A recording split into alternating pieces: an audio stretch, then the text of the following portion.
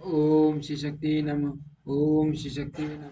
ओम श्री शक्ति नमः। ओम श्री शक्ति नमः। 10वां अध्याय।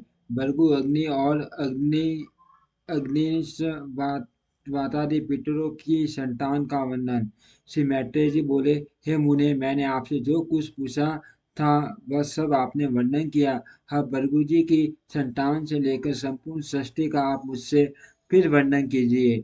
श्री श्री पाराशर जी बोले, भृगु जी के द्वारा ख्याति से विष्णु पत्नी लक्ष्मी जी और दाता विदाता नामक दो पुत्र उत्पन्न हुए। महात्मा मेरु की आयति और नियति नामनी कन्याएं दाता और विदाता की स्त्रियां थी। उनसे उनके प्राण और मरकंडी नामक दो पुत्र हुए। मरकंडू से मार्कंडेय और उनसे वेदशिरा का जन्म हुआ। अब प्राण की संतान का वर्णन सुनो। प्राण का पुत्र द्युतिमान और उसका पुत्र राजवान हुआ। हे माँ बाघ, उस राजवान से फिर भृगु वंश का बड़ा विस्तार हुआ। मरीषि की पत्नी संपुटी ने पौर्णमास को उत्पन्न किया। उस महात्मा की वीरजा और पर्वत दो पुत्र थे। हे दिविज, उनके वंश का वर्णन करते समय मैं उन दोनों की संतान का वर्णन करूंगा। अंगिरा की पत्नी स्मृति थी। उसके सीने वाली कऊ राका और अनुमति नाम की कन्याएं हुई। अत्रि भार्या अनसुईया ने संतमा, दुर्वासा और योगी दत्तात्रेय इन निष्पाप पुत्रों को जन्म दिया। पुलस्त्य की स्त्री परिति से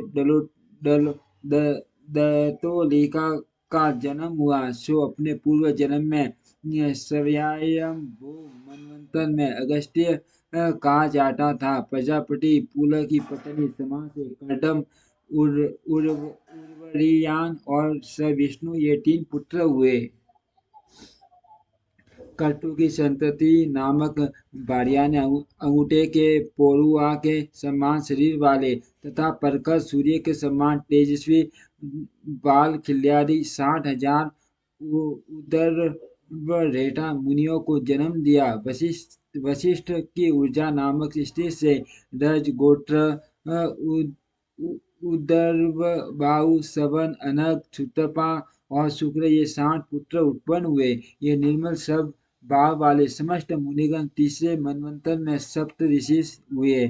हे द्विज, अग्नि का अभिमानी देव जो ब्रह्मा जी का ज्येष्ठ पुत्र है, उसके द्वारा सवान नामक पत्नी से अति तेजस्वी पावक पवमान और जल को भक्षण करने वाला सुशी ये तीन पुत्र हुए। इन तीनों के प्रत्येक 15 पुत्र के कर्म से 45 संतानें हुई। पिता अग्नि और उसके 3 पुत्रों को मिलाकर ये सब अग्नि ही कहलाते हैं। इस प्रकार कुल 49 अग्नि कहे गए। हे दिविज, ब्रह्मा जी द्वारा रचे गए जिन अग्निश्वाता और साग्निक बरईसद आदि पितरों के विषय में तुमसे कहा था, उनके द्वारा सावधान, मेना और दारिन नामक दो कन्याएं उत्पन्न की। वे दोनों ही उत्तम ज्ञान से संपन्न और सभी गुणों से युक्त ब्रह्मवादिनी तथा योगिनी थी। इस प्रकार यह 10 कन्याओं की वंश परंपरा का वर्णन किया। जो कोई श्रद्धापूर्वक इसका स्मरण करता है वह निसंताप नहीं रहता। ओम श्री शक्ति नमः। इति श्री विष्णु पुराणे प्रथम अंशे 10वां अध्यायम्। ओम श्री शक्ति नमः। ओम श्री शक्ति नमः।